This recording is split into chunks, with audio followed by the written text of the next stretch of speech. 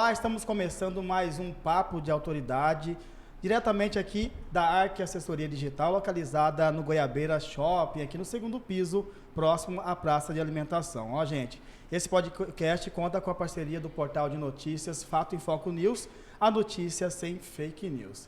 E hoje recebemos ele, que é produtor rural, empresário e uma das principais lideranças do agronegócio aqui de Mato Grosso. Ganhou projeção nacional ao presidir a ProSoja Brasil, período em que se destacou na defesa dos interesses dos produtores rurais, especialmente nas pautas ligadas à produção de soja, segurança jurídica no campo e críticas à atuação de órgãos ambientais.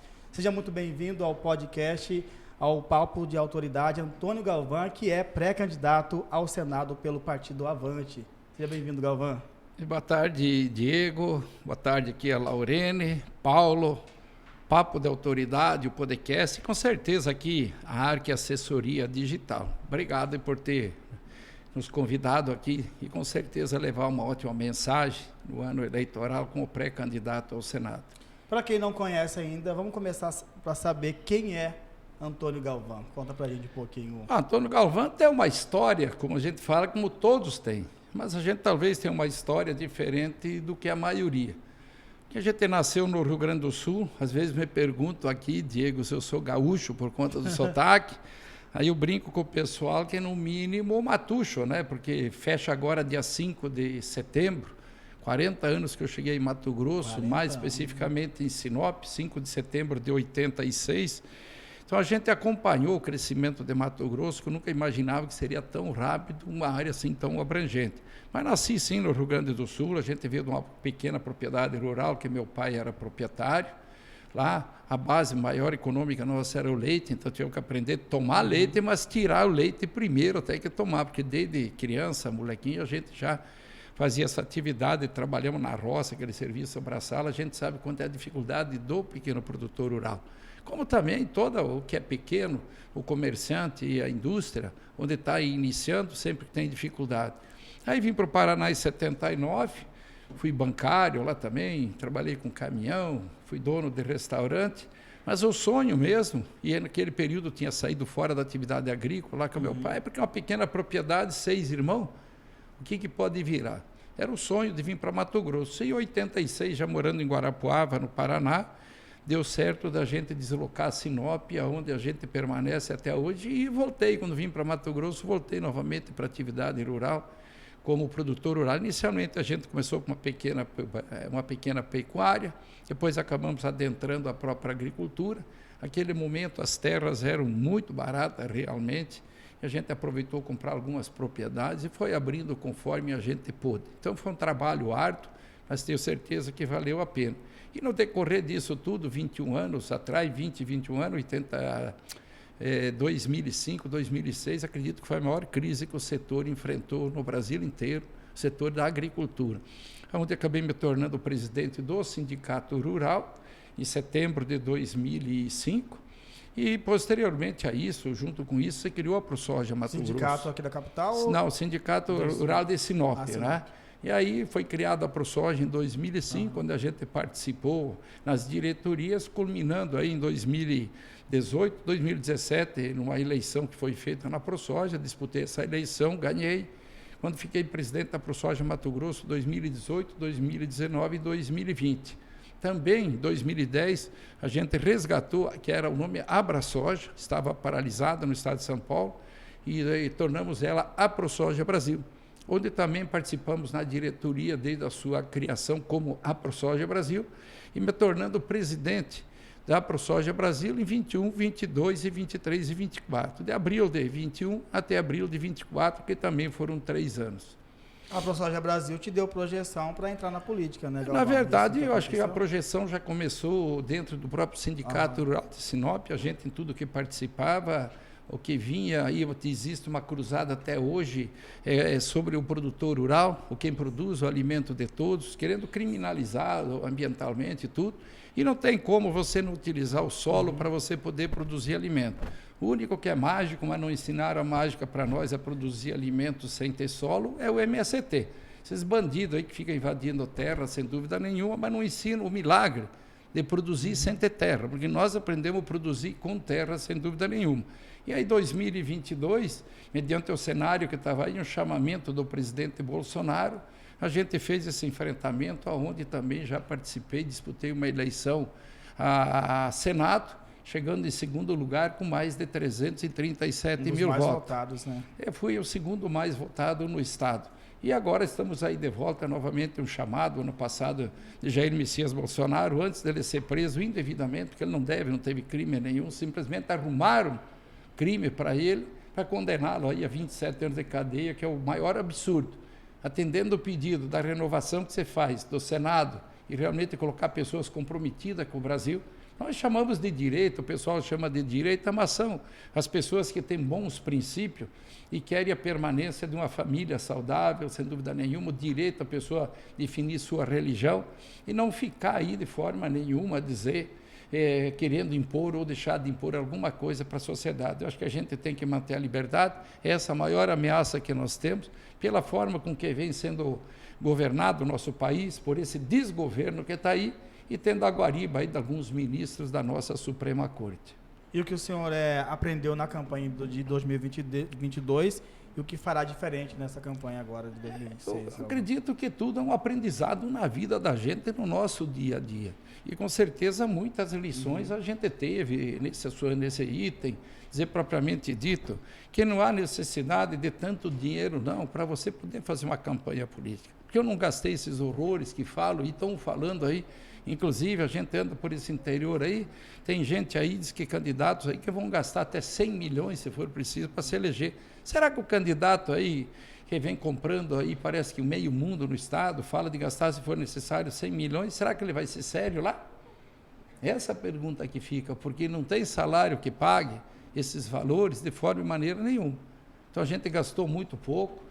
Tive apoio aí, em todos os municípios do Estado, todos os municípios do Estado tive votos, chegando nesse número de votos que ninguém, ao menos aí que se dizia expert em termos de política, de eleição, que eu faria 50 mil votos. E cheguei nisso aí. Foi trabalho prestado, com certeza, já naquele momento, com 17 anos à frente da entidade, Sindicato Rural de Sinop, a ProSoja Mato Grosso, naquele momento eu exercia o mandato como presidente da ProSoja Brasil. Tenho certeza que foi o trabalho que a gente fez em favor de um segmento que veio o reconhecimento desses votos para a gente.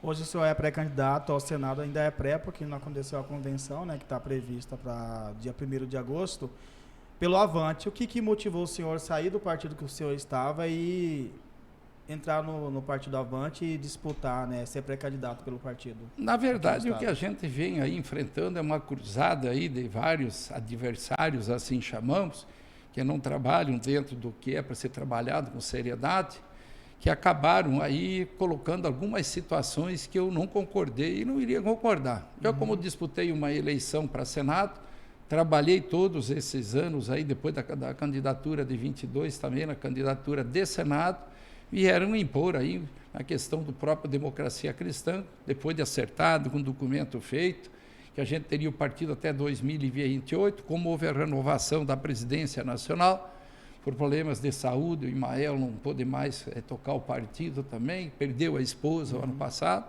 apareceu um outro presidente aí lá do Nordeste, nada contra o Nordeste, sem dúvida nenhuma, mas veio impor uma situação dizendo que eu só seria candidato a deputado federal ou suplente da Janaína, ou eles não nos liberaria mais o partido, que a provisória venceu no final de janeiro.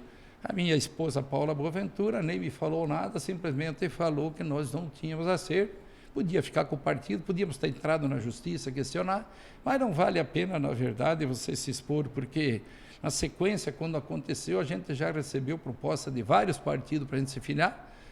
Não sei se é melhor ou é pior, acredito que é melhor, realmente, e estamos aí hoje disputando pelo Avante. E a Democracia Cristã, na verdade, foi tomada pelo PL, PL aqui de Mato Grosso, sim, não tenho dúvida nenhuma, porque isso é praxe deles fazerem, foi parar lá na mão, inclusive, do Roberto Dorne em Sinop, que foi para o PL lá também, que nos tiraram o PL em 2024, na campanha de prefeito, entregando para um assessor dele. E depois, quando estava projetado também para ir para o PRD, quando eu recebi o convite oficial do Mauro Carvalho para ir para o PRD para disputar o Senado, e já estava em conversação com o Luiz Tibé do Avante, Como ele aceitou nossas condições no partido, nós acabamos ficando com a Avante. Como ele já tinha uma negociação grande, também o mesmo PL tomou o PRD do Mauro Carvalho, que está lá com eles. Então não tem outro sentido esse apoio de partidos que nos tiraram, mas graças a Deus, acredito que arrumamos um partido onde tenha presidente honrado, tanto a nível estadual como a nível nacional, e estão mantendo aí, porque já também tentaram por várias vezes, já fazendo proposta, inclusive, isso eu recebi de fonte segura, para nos tirar o partido de qualquer jeito, para não deixar eu disputar o Senado. Será que eu incomodo quem? Incomodo tanto assim? Só por conta da surpresa da eleição de 22, pelo resultado de votos? 330 então, essa foi a questão que aconteceu, não foi que nós abandonamos o DC, nos colocaram uma situação, nós não aceitamos, aí acabamos indo sim no Avante, mas quando se projetou para ir para o PRD, já providenciaram também de tirar o PRD do Mauro Carvalho, que era o presidente aqui no estado. E hoje o senhor está confortável no Avante para disputar essa eleição? Olha, eu não tenho nada para reclamar, o presidente aqui do estado estadual, o Kleber Ávila, acho que é uma pessoa de respeito, a gente tem muito respeito por ele tem a mesma proporção que a gente. O que nós combinamos na Nacional também com o Luiz Tiberi tem cumprido e nós cumprimos com ele. Inclusive, ele nos falou, até na hora das nossas negociações, que deixou liberado para nós de trabalharmos o presidente da República, o candidato a presidente da República que a gente quisesse, e também aqui no estado para governador. Como também ele me falou, você elegendo, você não vai abandonar o Avante logo na sequência? Não, eu não tenho interesse, falei para ele mudar de partido, quando você está bem acomodado. Agora, basta que o partido não venha me pedir para fazer coisa que não seja do meu consentimento, da minha idoneidade. Você não me pedindo para fazer nada de errado, nada do que seja contrário, involuntário meu, você pode ter certeza que eu fecho os 8 anos no Avante. Agora, se vier me pedir coisa para fazer que não seja da minha índole e das pessoas que me apoiam, pode ter certeza que eu fico até sem partido, mas aí eu saio do partido. Mas não pretendo de forma e maneira nenhuma. Cumprindo comigo, não tem problema, a gente cumpre também. E Mato Grosso atualmente tem 3 senadores, né? Um deles é o Carlos Fávaro, que foi ministro da Agricultura. O que ele fez pelo estado de Mato Grosso na avaliação do senhor, Galvão? Serviu aos Marajá aí, aos reis, né? É chaveirinho aí de um grande plantador aí, de um grande grupo, sem dúvida nenhuma, porque para o pequeno, médio e mesmo o grande produtor, aquele que não é os mega aí, ó, não fez nada, nada. Que recurso que falavam de bilhões, sabia que sempre era na bacia das almas, com correria e tudo mais, e teria que sempre, quando buscava, vamos dizer, pegava 2, você tinha que pegava 2 ou 3, no juro, dizer um pouco mais barato, você tinha que pegar 7 a 8 no juro descontrolado, como diz, juro aberto. Então, na verdade, nunca tiveram seriedade nenhuma. A própria questão de seguro rural, que é a grande demanda que existe, justamente pelas intempéries climáticas que temos no país, infelizmente, esse desgoverno aí foi retirando a grande maioria. Então, podemos dizer que o que ele fez dentro do Ministério da Agricultura não foi para atender a grande maioria esmagadora do produtor rural brasileiro de forma e maneira nenhuma. Se fosse dar uma nota para ele, qual seria a nota? Eu dou zero, você não tem dúvida nenhuma, zero, que ele só atendeu oligopólios, tanto no setor primário como no setor terciário acima de nós, que as demandas que colocamos, comprovadamente, com pesquisa, com tudo, eles mudaram tudo, não aceitaram, não fizeram nada, simplesmente atenderam o que é de megas produtores, aí dizer, ou as megas indústrias aí que nos compram a produção. E Jaime Campos, qual seria uma nota para ele? Jaime Campos, ele se vendeu para o Lula faz tempo, olha lá o puxador de emenda aqui para o Estado, que ele se gabava aí de ter trazido 1,2 bilhão, que hoje, na verdade, aquele Congresso Nacional virou um banco de negociado. Vem trazerem aqui para os municípios, fazendo dos prefeitos hoje dizer esmoleiros, esmoleiros, e as pessoas moram no município, que se eles realmente tivessem questão de resolver problema do município, primeiro ele teria resolvido o dele de Várzea Grande, que foi 3 mandatos o prefeito, né? A esposa dele 2 e o irmão 1. Então eles ficaram 24 anos dos últimos 50 anos aí dentro da prefeitura e mais 3, se não me engano, o prefeito indicado por eles. E não resolveram o principal problema de Várzea Grande, que seria a água. Também como governador do estado atrasou salário de funcionário público. Todo mundo lembra, todo mundo sabe. Aí fica cogitando em querer voltar a ser governador novamente. E quanto à questão no Senado Federal, o que ele soube muito bem foi vender todos os votos deles, a grande maioria, que tem aí, segundo as indicações aí que faz esse controle, 86% mais de aprovação do que vinha do Planalto. E o que esse desgoverno fez de bom até hoje? Então você veja aí que, na verdade, tornaram os prefeitos hoje, a grande maioria das emendas escravos. Sabemos que a grande maioria delas tem a lei do retorno, não estou dizendo que A, B ou C está cobrando a lei do retorno, mas sabemos que existe. Muitos prefeitos estão indignados com essa situação, com extrema dificuldade, principalmente os pequenos municípios, onde não tem uma renda muito bom dentro do município, não tem agricultura, tem uma pecuária até decadente, como aquela questão do Baixo Araguaia, onde a gente esteve lá semana passada, passando município por município. Praticamente todos os prefeitos nos atenderam, a não ser os que estavam em viagem. Então a gente deu para ver a triste realidade. E a emenda virou um balcão de negócio. Não existe mais legislativo no país, existe um balcão de negócio. Não interessa o que aprova, se é bom ou se é ruim para o povo. Se tem dinheiro no jogo, eles aprovam. Se não tiver dinheiro, não aprovam. E nós vimos aí as dificuldades que está acontecendo. Então virou um balcão de negócio. Jaime Campos, infelizmente, senador, ele foi um dos que mais trouxe emenda, mas também foi o senador dessa gestão que está aí, que mais aprovou o que o nosso desgoverno mandou para o Congresso Nacional. E eu que tenho aqui, me lembre, eu não vi nada que prestasse. Inclusive apoiaram até foi o que o Lula vetou, foi uma das poucas coisas que ele fez que presta, quando aprovaram o aumento de 503 deputados federais para 531. E os outros puxadores de emenda aqui também, que tem vários deles aí nas proporções altíssimas, fizeram a mesma coisa, como achasse que a solução do Brasil seria o aumento de deputados federais. E eu falo que a solução do Brasil pode dividir aquele Congresso para metade.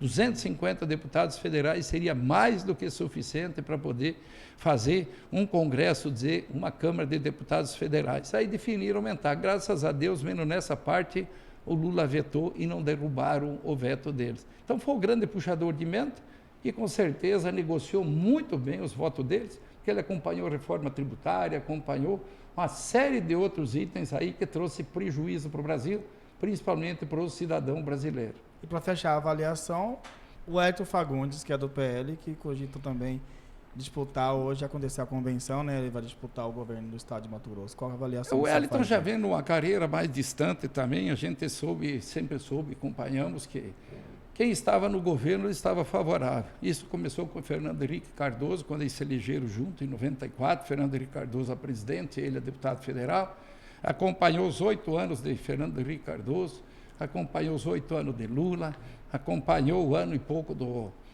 da Dilma, acompanhou o restante do mandato do Temer, e quando o Bolsonaro se elegeu, ele ficou arredio um tempão, até o Bolsonaro decidir ir para o PL. Então, hoje, na verdade, ele não tem feito tanta aprovação desse governo, porque ele está engessado dentro do PL. Ele não está confortável aí. Porque é outro que a vida... Não tem nem apoio do próprio partido. Sempre. O voto vai se vier dinheiro. O voto vai se vier dinheiro. Então, não temos mais Congresso Nacional hoje que pense no povo. Por isso que tem que pegar e renovar. Uma coisa que o povo pode fazer está na nossa mão, na minha mão, na sua mão, digo, na mão de todos que nos escutam.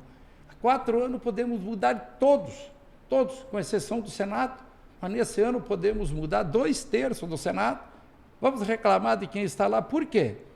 Se somos nós que escolhemos quem está lá. Agora, se nós estamos escolhendo mal, está na oportunidade da gente escolher melhor esse Analisar ano. E simplesmente enxotar. Principalmente que já tem 2 ou 3 mandatos lá e não provaram porque foi lá, porque foram fazer.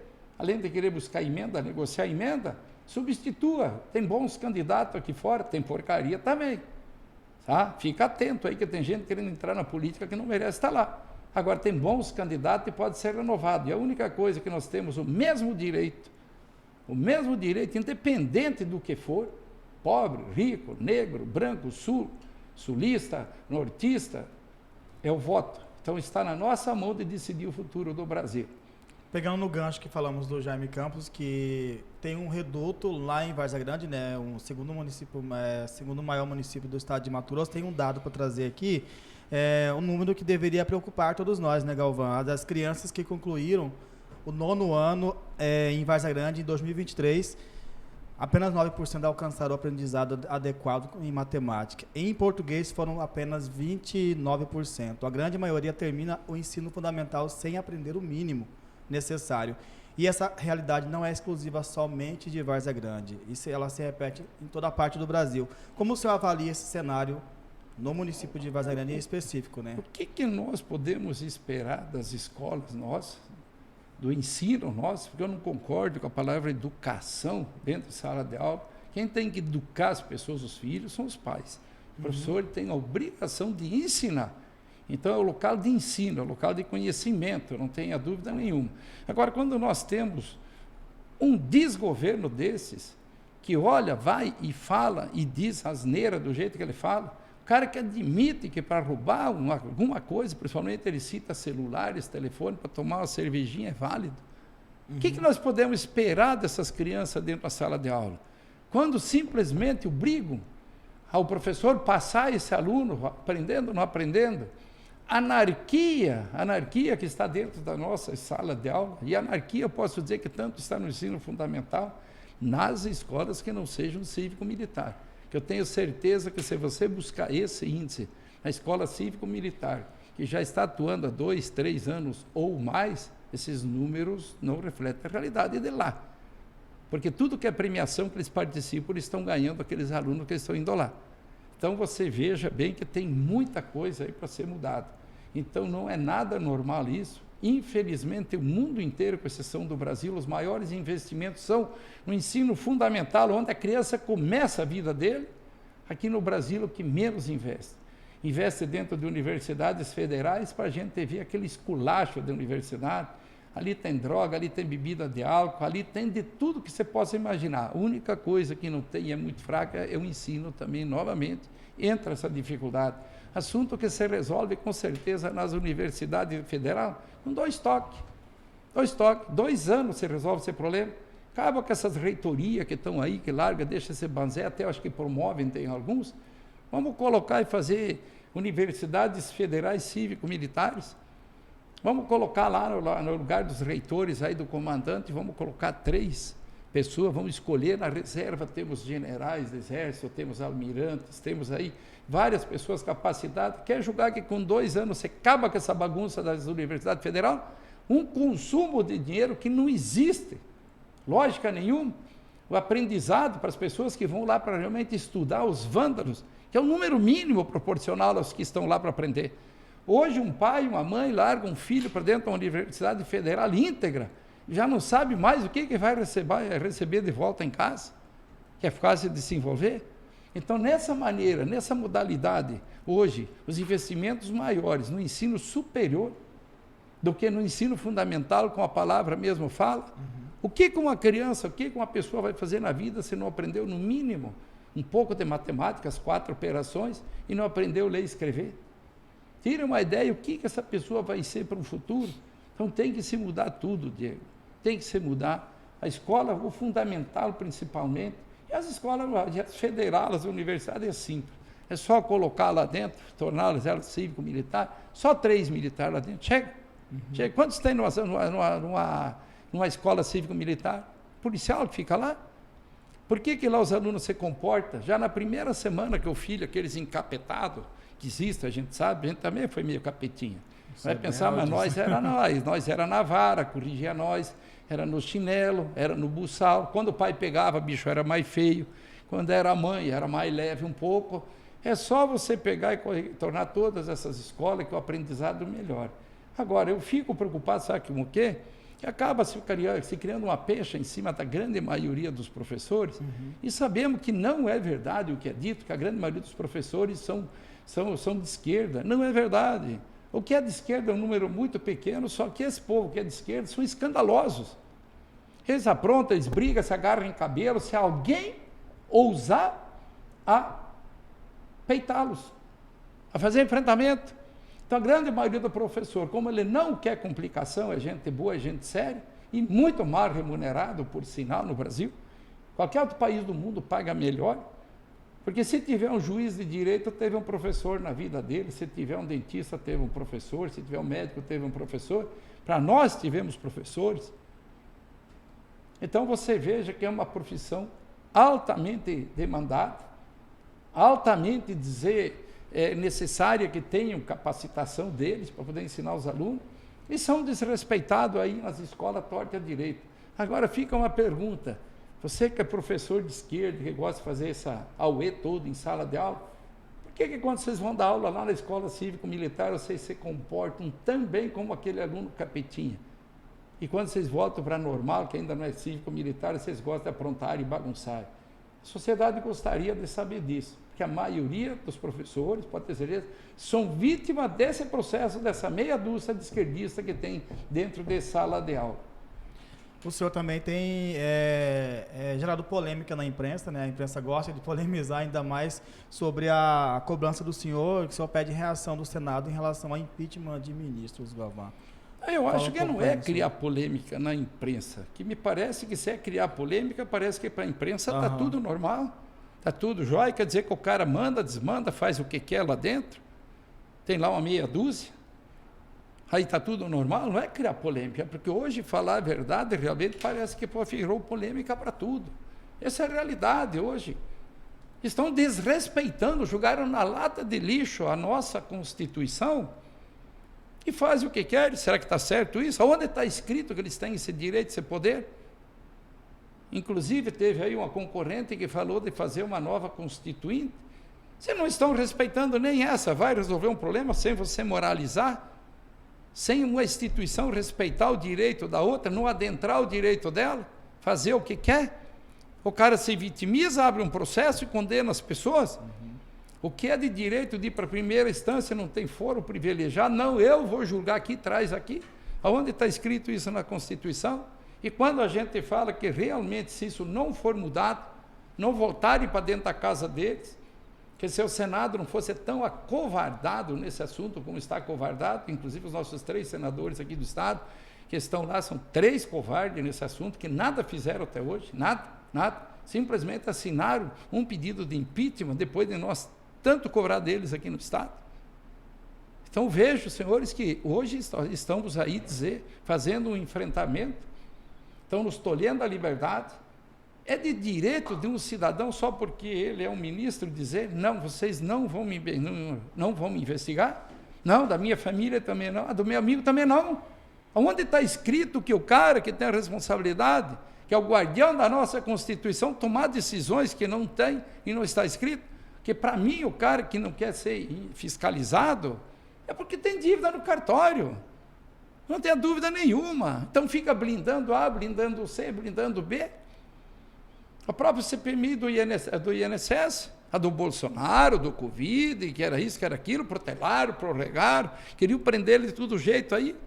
O cara que mandou dinheiro para o município, comprou tudo que era vacina, tiveram que jogar fora de tanto que foi comprado até agora nesse governo do Lula, por conta de ter vencido o prazo delas.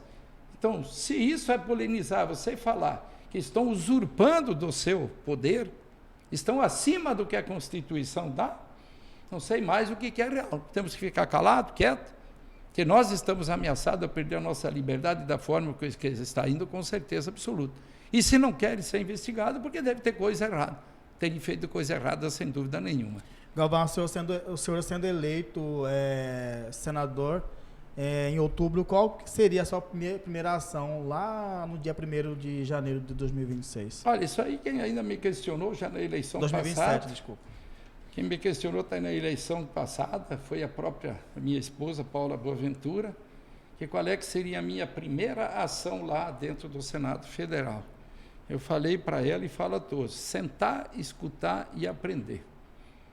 Ninguém chega novato em qualquer lugar querendo dar uma de bom, que a gente fala, querendo assumir um protagonismo sem eu ter o conhecimento, aprender como é que funciona a casa. Segundo, com certeza absoluta, vou apoiar se continuarem esses ministros da Suprema Corte agindo da forma que eles estão continuando a fazer isso, estão continuando, como a gente está acompanhando, vou acompanhar qualquer pedido de impeachment, já tem um monte lá dentro, não precisa fazer mais, e sim cobrar e fazer uma presidência séria do nosso Senado Federal, porque o presidente que está lá deve estar enrolado também.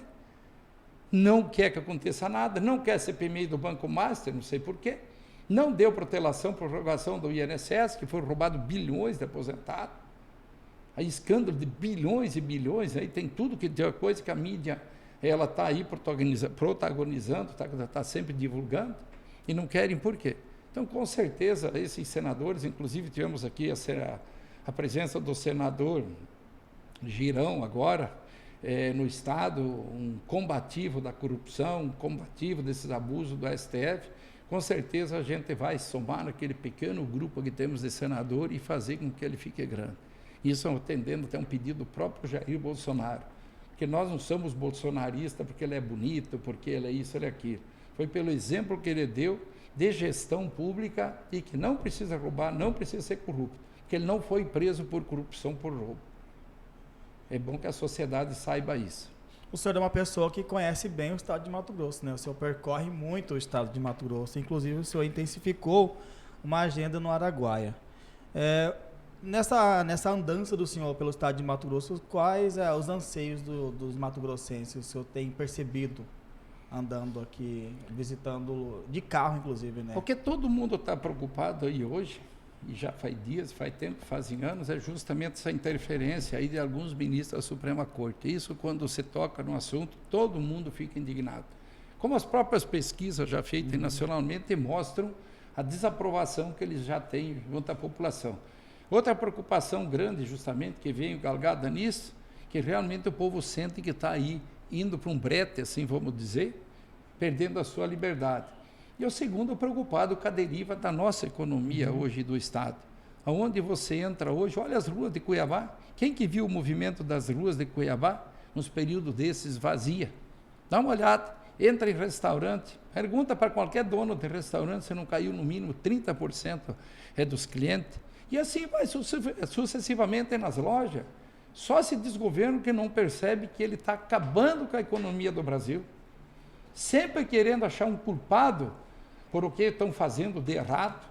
Inclusive, Haddad se afastou agora, que era o ministro da Economia, para querer ser governador no estado de São Paulo. Será que o povo paulista está fora da ideia? Será que tem capacidade de querer eleger um cara daqueles que não tem condições, inclusive por declaração dele que de economia ele não entendia nada, que teve até que passar, estudou 2 meses, teve que colar para poder passar? Então, isso realmente deixa preocupado e as pessoas veem o poder aquisitivo das pessoas caindo dia a dia aqui no Brasil e as coisas aumentando. Não tenha dúvida nenhuma que a grande preocupação que a gente sente é essa hoje em dia. Pelo fato do senhor ser do agro, presidiu a ProSoja Brasil, as pessoas ligam o senhor como uma bandeira apenas do agro, mas não é só isso não, né? O senhor tem, quais outras bandeiras o senhor defende como um pré-candidato ao Senado, Galvão? Bom, foram 19 anos à frente da entidade, sim, representando o setor que eu falo que é o principal, tempo no sindicato lá de Sinop, como presidente da ProSoja Mato Grosso, ProSoja Brasil. Eu primeiramente falo que eu acho que é a principal atividade de todas, que as outras não existiriam se não tivesse alimentos. E no campo a gente nada mais faz do que produzir o nosso alimento, o nosso vestuário, os nossos calçados. Porque se alguém não sabe do calçado vendo couro de boi, você não sabe aí mais o pessoal da cidade, as camisas de qualidade vendo algodão, tem poliéster aí que vendo petróleo, mas as camisas boas de se vestir vendo algodão. E o que você põe na tua mesa para se alimentar, alguém produziu no campo.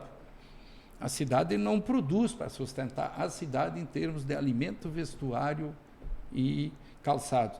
Agora, com certeza, a gente não será senador único exclusivamente do agro. Do agro, né? Não tenha dúvida nenhuma. Problemas que nós temos aí é à vontade. Ainda persiste grande a reclamação sobre a saúde que você tem. Aqui na capital a gente vê todo momento a reclamação. Imagine situações como estivemos lá domingo, lá em Espigão do Leste, popularmente lá conhecido desde o início dos baianos, um distrito do município de São Félix do Araguaia, que fica a 210 quilômetros da sede do município, tudo estrada de chão. Não tem para onde você sair dali. Já municípios até estruturados, com rodovia pavimentada e tudo também. Problema grave de saúde, questão de segurança pública. Hoje, todos os municípios que você encontra, se você tocar no assunto da questão de facção, de droga, todos falam que já está instalado nos municípios. Então, a segurança pública hoje deixa a desejar muito. A nossa infraestrutura ainda, principalmente para o transporte da produção nossa, as rodovias até tem bastante, já rodovia pavimentada, melhorou bem, a gente não pode negar, pontes, mas ainda está em cima do lombo de caminhões. Eu costumo dizer lombo de caminhões, isso é da carga de caminhões. A nossa ferrovia estava em Rondonópolis, hoje está abrindo um terminal aqui na BR-70, que era para ir até Lucas do Ouro Verde. É a notícia que nós temos que a empresa está mal das pernas e ela vai parar aí. Não vai seguir a Lucas do Ouro Verde, onde tem a grande concentração, dizer, da produção no seu entorno. Então você veja que nós temos que transportar uma safra aí hoje de mais de 100 milhões de toneladas só de soja e milho, não estamos falando do restante que é produzido em Mato Grosso, em cima de caminhões em grandes distâncias. O médio norte do estado, se você vier, tem que ir a Rondonópolis. Olha a distância que tem. Se você for para o norte, você vai lá em Miritituba, de Sinop lá tem 1.000 quilômetros. Então você veja como que você pode ter, dizer, uma economia pujante com custo desse ao transporte e frete. Às vezes a turma fica preocupada, o caminhoneiro, vai acabar com o caminhão, vai acabar nada, gente, pelo amor de Deus, o caminhão é insubstituível em qualquer lugar que exista um peso para carregar, um volume e um peso. Você não se preocupa não, e não se ganha dinheiro puxando com um caminhão a longa distância. Aqui para achar solução para poder levar a nossa safra, o que está sendo feito? Aumentando o tamanho dos caminhões. Como é que vai aguentar nossas rodovias com um caminhão aí de até 9 eixos e já está aí aprovado caminhões de 11 eixos? Quando em qualquer país europeu, qualquer país aí norte-americano, porque a gente tem uma mania dos outros americanos nós também somos sul-americanos, América Central, América do Norte, a própria Ásia, tudo, você vai lá, os caminhões, a grande maioria deles esmagadora é 2 eixos, só uma carretinha de 2 eixos, carrega em média 22, 23 toneladas. Aqui nós andamos com 50 toneladas, 48, 49, mais peso do caminhão, 74 toneladas, é liberado. Como que nós vamos ter rodovia? E esse transporte fica caro. Tem que diminuir o tamanho dos nossos caminhões com o tempo, aumentar com certeza substancialmente as ferrovias e começar a utilizar nossas hidrovias. O mundo fez canais para poder transportar cargas, transportar mercadorias, fizeram canais. O canal do meio na Europa, que nós fomos conhecer, você tira água do Danúbio, leva para uma parte alta da Alemanha e abastece os canais daí por gravidade para poder navegar de um lado ao outro da Europa, para ir de Amsterdã, do porto, para você ir no Mediterrâneo, utilizando os rios internos até onde dá para navegação normal, depois com eclusas e 160 quilômetros de um canal produzido, fabricado. Agora nós temos as águas, temos tudo aqui, simplesmente fizeram aqui as nossas usinas hidrelétricas, 4 ali no Telespires, esqueceram que aquele rio tem água para navegar, bastasse que fizesse as comportas. Temos ainda o Arinos, aí temos lá o Juruena, que dá com confluência com o Telespires, formando depois o rio, até fugiu o nome agora, dizer a Tapajós. Você vê que temos água à vontade, mas não, estamos desperdiçando. Então, a única solução para poder termos um Estado realmente eficiente, um país eficiente, é você investir muito mais em infraestrutura pelo que produzimos. E temos outras séries de fatores aí dentro, o ensino, por exemplo, que estava falando. Isso é um absurdo, o jeito que está aí colocado. Então, você tem tantos itens, tantas coisas, nós vamos atacar em todos os sentidos. Tantas necessidades. Agora, com certeza, a gente vai dar uma atenção especial assim, ao agro, que a segurança alimentar, sem ter o alimento, ninguém sobrevive, com certeza absoluta. Estamos caminhando para encerrar essa edição. Vamos falar um pouco sobre a corrida para o Palácio Paiaguás. O senhor tem o senhor apoia hoje Pivetta para ser o próximo governador eleito, né? No caso, ele está hoje como assumiu o lugar do Mauro Mendes. Qual a avaliação que o senhor faz desses meses que ele está à frente do governo do estado e como está sendo esse apoio para que ele seja reeleito ao governo? Bom, eu primeiramente gostaria e gosto de ter um gestor que já foi testado e aprovado. Eu acho que a pessoa com experiência em gestão pública, porque isso devia ser mais responsabilidade. Quem quer ir para a gestão pública, ou seja executivo, seja prefeito, seja governador, presidente da República, ele tem que responder mais, muito mais, dos erros que são cometidos aí por não ter conhecimento de gestão. Então, muita gente despreparada, não consegue fazer gestão nenhuma e leva municípios ao caos, leva estados ao caos. Nós já tivemos esses testes aqui no Mato Grosso também. Então, eu prefiro, sim, apoiar uma pessoa que já tem experiência em gestão pública. E o Pivetta tem 3 mandatos como prefeito de Lucas do Ouro Verde, um exemplo de cidade, aí vários outros gestores na sequência deles, bom. Na educação trabalhou bastante também. Educação, né? Aqui, que eu não gosto dessa palavra para a escola, gosto do ensino também, ele foi o responsável. Com certeza ajudou muito aí nessa infraestrutura do Estado, discutindo esse assunto com o ex-governador também. Então, acredito que ele esteja melhor preparado. Agora, não estou aqui afirmando de hipótese alguma, por exemplo, do opositor principal dele, que nunca foi gestor público, que não possa fazer uma gestão. Mas eu prefiro apostar naquele que já, com certeza absoluta, já provou que é bom. E para encerrar bem rapidinho, Galvão, daqui a 8 anos, se for eleito senador por Mato Grosso, qual o resultado concreto o senhor gostaria que a população lembrasse quando ouvisse ou quando ouvir o nome Galvão, Antônio Galvão? Olha, eu acredito que eu fiz história dentro das entidades aí do agro. O nome da gente, os votos que eu tive em 2022 não foram votos porque se gastou um rio de dinheiro, não foram votos porque contratou 1.001 gente, bem pelo contrário. O interior inteiro nós não tínhamos uma pessoa paga. Os votos que vieram foram voluntários, e foram voluntários orgânicos, porque justamente o trabalho que a gente prestou para o setor. Eram 17 anos naquela época, fechou 19, que terminou meu mandato 2 anos depois da eleição. E com certeza absoluta vou deixar nome também pelo trabalho que eu quero fazer no Senado Federal, se eu for eleito. Tenho certeza que já vou ser reconhecido, como eu sou hoje reconhecido, onde eu ando no Estado, fora do Estado também, como ter feito um bom trabalho defendendo um segmento. Eu mesmo quero deixar o legado para Mato Grosso, não só para Mato Grosso e para o Brasil, porque o Senado Federal não é do Mato Grosso. A gente vai ser um representante do Estado do Mato Grosso, lá caso seja eleito, mas a gente vai responder para o Brasil todo, assim como o próprio deputado federal. Então, quero deixar um legado, sim, são 8 anos aí a gente passando no teste, que não vou decepcionar de forma nenhuma de quem espera de uma pessoa séria e justa lá dentro, como eu fui nesses 19 anos à frente das entidades e também no meu dia a dia, nos meus 68 anos, aí indo para 69 agora em novembro. Galvão, agradeço a sua presença aqui no Papo de Autoridade, seja sempre muito bem-vindo aqui. Diego, eu quero aqui agradecer vocês aí mais uma oportunidade dado aqui esse podcast Papo de Autoridade, a você, Diego, Laurene, Paulo e a RK Assessoria Digital, sem dúvida nenhuma. Estamos sempre à disposição aqui e com certeza faremos um ótimo trabalho lá no Senado Federal. Bom, a gente fica por aqui até a próxima semana. Essa é mais uma edição do Papo de Autoridade aqui da ARC Assessoria Digital. Até a próxima.